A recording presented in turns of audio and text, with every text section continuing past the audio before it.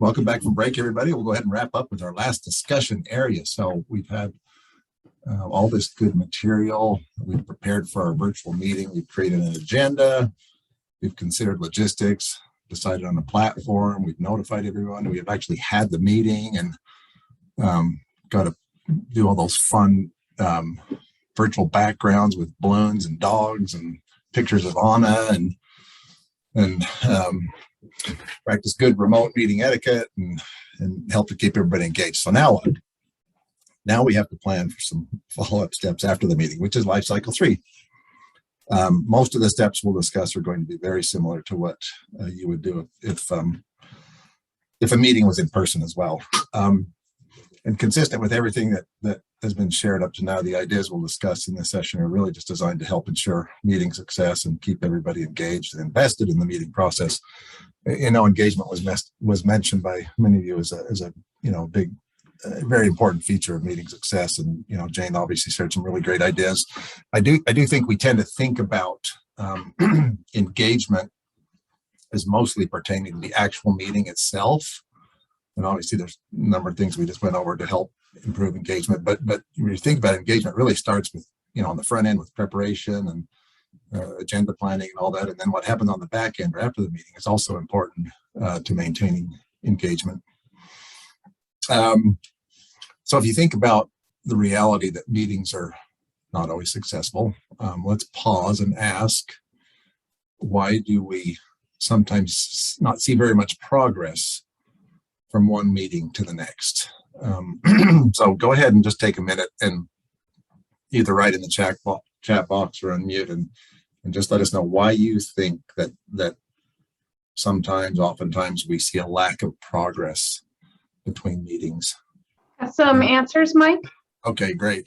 So meetings run back to back. Limited follow-up to check in between meetings. Sorry, coming in fast. Follow-up. Agreement with what was said earlier about back-to-back meetings. No accountability. Folks are jumping from meeting to meeting. People have too much on their plates. Virtual meetings increase engagement, but increase frequency and no time to do anything besides meetings. Awesome responses. Yeah, you can type more in if you want. Those are all. I mean, I think I've already hit on those. Sometimes there's not a lot of follow-up between meetings, so people forget. Maybe there's unclear expectations or assignments that are given at meetings. People mentioned just back-to-back meetings and no time for anything else. So, I mean, time is always going to be, competing priorities is just always going to be an issue. And if there's no follow-up, it's easy for it just kind of to be out of sight and out of mind. So those are all great ideas. And really, let's talk about a basic structure for basically post-meeting follow-up to help keep people engaged and keep action items moving and keep progress going.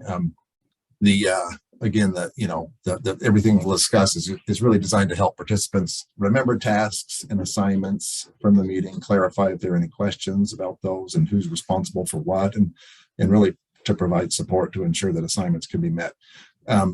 We'll talk about various sort of check-in points, which are really an end of meeting summary, then a follow-up. Usually about a day after the meeting, then another one a week after the meeting, and then maybe a month after the meeting.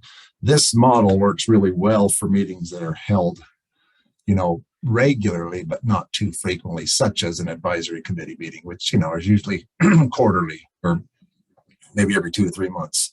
And many of you, or probably all of you, are involved in those. In fact, you probably host those. I mean, you mentioned that in your comments, and other meetings like strategic planning meetings, which maybe be held occasionally, but not too frequently. If meetings are held on a more frequent basis, then you have to think about and adjust some of these check-in points and maybe even omit some of them.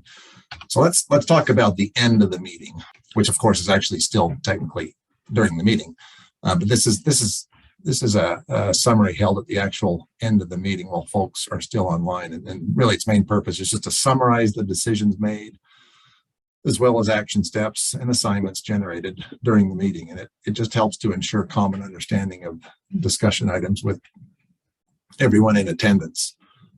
typically a lot of action items will have been generated during the meeting. So the end of the meeting is a good time to, to go over those and make sure that all the action steps are assigned to somebody and accepted by individuals, that they're clearly understood by the responsible parties, and that they have some sort of a, estimated time frame for completion. Make sure you ask for clarifications on action steps. We all know that people hear and interpret things differently during a discussion, and it's important that you try to ensure everyone has the same basic understanding. And it's also very important to, for people to feel like they can offer a different interpretation or meaning than maybe somebody else had. So really the facilitator and everybody really has to strive to create an open, comfortable environment, which is critical to increasing engagement in the overall process. So you might ask, when's the best time to actually summarize these items? And the end of the meeting, again, is a logical place, and basically what we're suggesting. But you might also consider summarizing after each section or topic, depending on the length of your agenda. We do that sometimes at some of our internal meetings, just to make sure that the note taker has recorded the decisions and action steps accurately. Again, the purpose of the meeting summary is to really make sure there's common understanding, and just make sure that everybody knows which ball is in whose court, as Deanna DeBarra is one of our authors in our list of references, and she's got a lot of great quotes. Here's a pro tip. It's important, this is important in the point where you can circle back to any off-topic or parking lot issues that might have come up during the meeting, and they often do. And it's important because you may not be able to address them at this point fully, but you can at least acknowledge them and then discuss a plan to address them. So now we'll move on. So that's the end of the meeting sort of verbal summary while everybody is still online. Let's move on to the next meeting check-in point, which again, timing will depend on a few things, but a good rule of thumb is the day after the meeting. So after you verbally summarize things at the end of the meeting, and this is when you would actually send actual notes, so everyone has a copy and you can see the decisions and action steps in writing. And waiting a day helps to create just a bit of separation and serves as a reminder of the meeting tasks. Pro tip: if you have a meeting chairperson or leader, send them the notes first for review and as a double check, which is a good practice. And this really serves as confirmation of decisions and task assignments by someone else who is in attendance at the meeting. We do this with the chair of our NEDARC advisory board before sending out meeting notes, and it's really been a helpful practice. Very important to send the notes to everyone on the committee or who was invited to be at the meeting, not just the participants, but whether or not they actually attended. This really helps to ensure that everyone is kept in the loop, and is especially helpful for those who maybe couldn't attend, and to help them stay connected and engaged. As a practical matter, you will likely send your notes to members through email for ease of access. And what we all find is that oftentimes, after a meeting, people still have questions, they have clarifications, they've had some new thoughts that have come to them since the meeting. They've been ruminating on some of the discussion and maybe thinking about it in a different way. So when you send the notes, it's a good idea to acknowledge that, and invite members with any questions or thoughts or ideas to share them with the whole group, which will help to increase engagement, and it can serve as a way of furthering the discussion or stimulating maybe a new idea or a new approach. All right, pro tip: be sure to include the link to the recording of the meeting. This is one area that is for sure different about an in-person versus a virtual meeting in regards to follow-up, because with a virtual meeting, you can record a virtual meeting with the click of a button and then send it to participants, and it's a really nice resource for members to have, so they can review any parts of the discussion for clarification and just to be sure they heard something correctly. It also helps those who couldn't attend get a good feel for the meeting and the discussion. All right, so let's pause for a second, stop, and just on that sort of that point of follow up after the meeting and meeting notes. I'd like to hear kind of what folks on the call do, what your practice is. When do you send meeting notes? How do you send them? What medium? And do you record your meetings and include the link to the recording? Amy says that I usually send next day via email with next meeting date if possible. Julia, we record all meetings and post on our website within a day or two. Within 2 business days via email, and do not record. Send notes right after the meeting while things are fresh on my mind, depending on who is taking notes and who approves the notes prior to sending posting. Oh, those are excellent. Those are excellent. And it's fun to kind of hear the sort of the variety of approaches. And I know that some people do like to send out meeting notes like, the day of after the meeting, again, while it's fresh. And so, again, there are many different approaches to how this might work. So a few more answers came in. Yeah, great. Greg Edwards, I email the meeting notes quickly as possible as the meeting and prior to the next meeting, along with meeting invitation. Karen Moore is, it really depends on the meeting. For my advisory committee, it's official minutes, and those are sent out within a week. For working group meetings, we send the notes right after the meeting, only record advisory meetings. And then Corolla says send via email. However, if they are sent as an attachment, do they get opened or read is the question. They're excellent. Great comments. And we'll talk a little bit more about the other points of check-in. I think it's just important to keep in mind that, again, you have you kind of summarize at the end of a meeting, and then you send out notes, usually, generally that day or within a day or two, or maybe a week.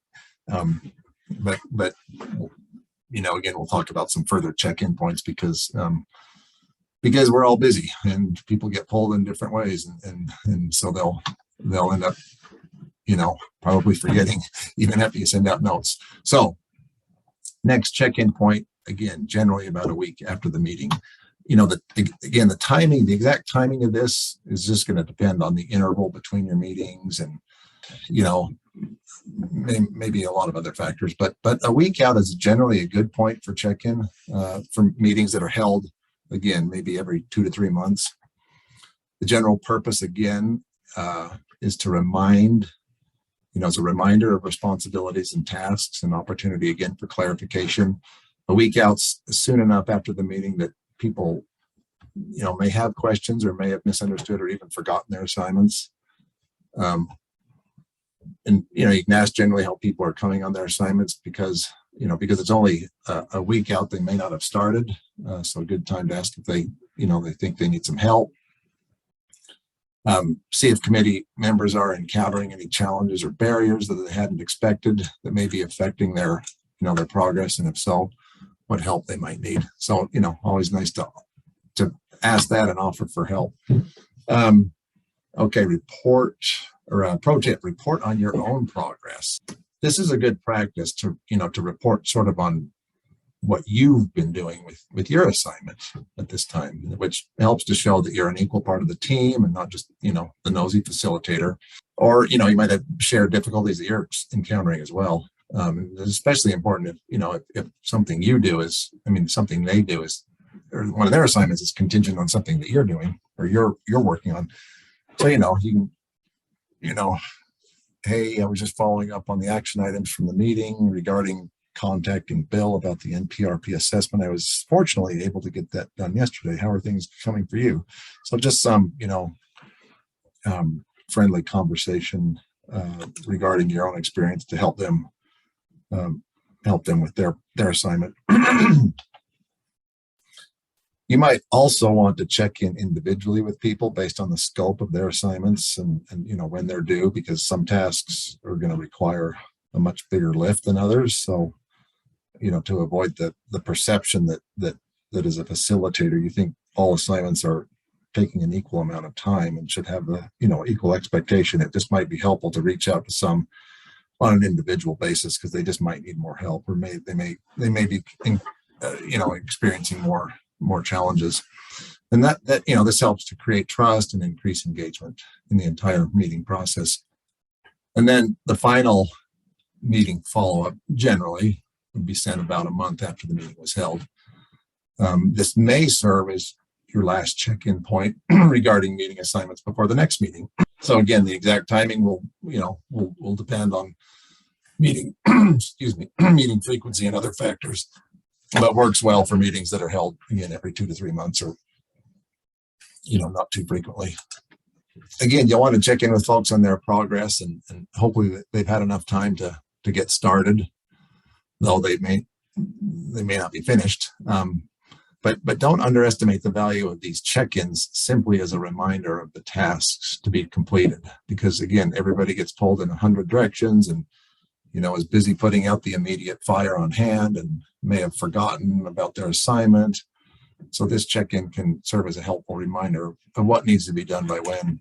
Again, you'll want to be sure you ask about any barriers or challenges being encountered, because there likely will be some. You might find that some of the meeting participants have just come up against some serious wall and they just don't know a way around it. I mean, we've all experienced that, so it's helpful to remember to focus when that happens, to focus the discussion on the barriers, and not on the person, so it really places the emphasis on the problem and not on the individual. And again, it's a good opportunity for some mutual collaboration that might result in being able to identify a new strategy or approach, or may lead to a necessary extension of the timeline. In any case, awareness and discussion of the barriers and an offer to help will be greatly appreciated by your meeting participants. And of course, all these things take time. So pro tip, use these check-ins as an opportunity to gather feedback on the meeting and what can be done to improve future meetings. At some point, again, whether it's this month out or the week out or somewhere in there, you use these check-ins again to get feedback from members about the meeting process in general and what can be done to improve meetings going forward. Again, this will help to, show you're an equal part of the team and really trying to improve and increase engagement among meeting members.